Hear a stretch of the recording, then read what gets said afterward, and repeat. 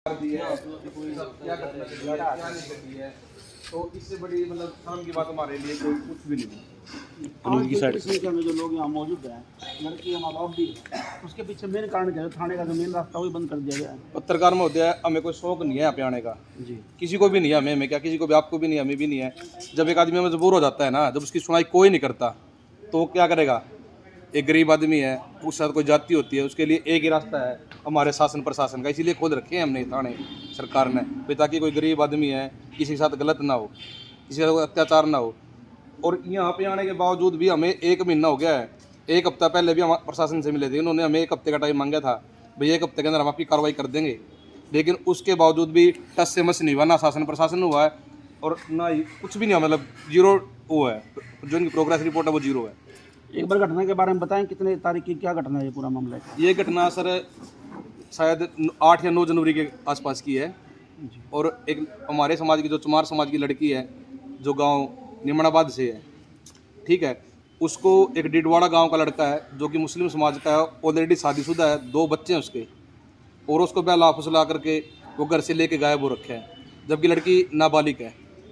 ये पूरा मामला है। उसी के मामले में जो लड़की के माता पिता ने उन्हें एक महीने से ऊपर हो गया यहाँ पे दरखास्त दे रखी है सफीदो थाना के अंदर, रिपोर्ट किए हुए 1 महीने से ऊपर हो गया, जिसमें कि गुमशुदगी भी रिपोर्ट है और नाबालिग लड़की है, ठीक है, उसको अपहरण का मामला भी बनता है, SC/ST एक्ट भी बनता है। SHO साहब क्या कहते हैं? सारे सभी लिपापोती करने पे लगे हो भाई साहब, कुछ नहीं कहते। तो बात हुई उनसे आपकी एक बार? बात लास्ट वीक हुई थी, भाई साहब आए थे उस दिन, मैं नहीं था उस दिन। तो क्या कहा उन्होंने? उन्होंने 1 हफ्ते का समय हमसे मांगा था, भाई 1 हफ्ता हमें दे दीजिए, हम 1 हफ्ते में बरामदगी कर लेंगे, लेकिन 1 हफ्ते के बाद भी प्रोग्रेस जीरो है जी, कोई इसमें वो नहीं हुआ।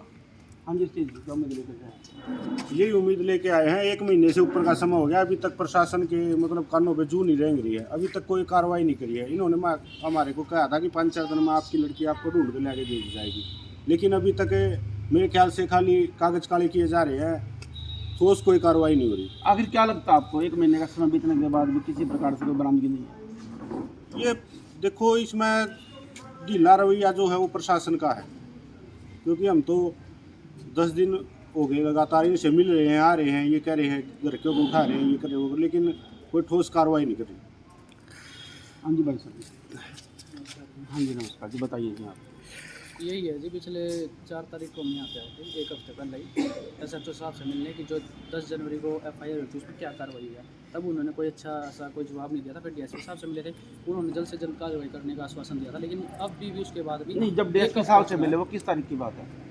ये 5 तारीख की बात है। तो 5 तारीख यानी 5 जनवरी? हाँ, नहीं 5 फरवरी से। आज 6 दिन बीत चुके हैं। हाँ जी, लेकिन कोई कार्रवाई नहीं हुई है उसके बाद भी, इसलिए आज भी हमने SHO से यही पूछना है, सर कहाँ तक क्या कार्रवाई पूछी, लेकिन SHO साहब यहाँ पे नहीं है, वो किसी VIP की शायद सिक्योरिटी में लगे हुए हैं, ऐसा हमें यहाँ पे जानने को मिला है। लेकिन यहाँ पे इतना सारा समाज है, कई गाँव के आदमी आए हुए हैं भाई साहब, सभी गाँव के, लेकिन आज सिर्फ इसलिए आया है, सांकेतिक धरना दिया गया है और सिर्फ ये पूछने के लिए आया है कि कहाँ तक क्या कार्रवाई हुई है, कब तक वो हमारी बहन बेटी घर पे वापस आ जाएगी, कब तक उनको पकड़ लिया जाएगा, उन क्रूर बंदों को।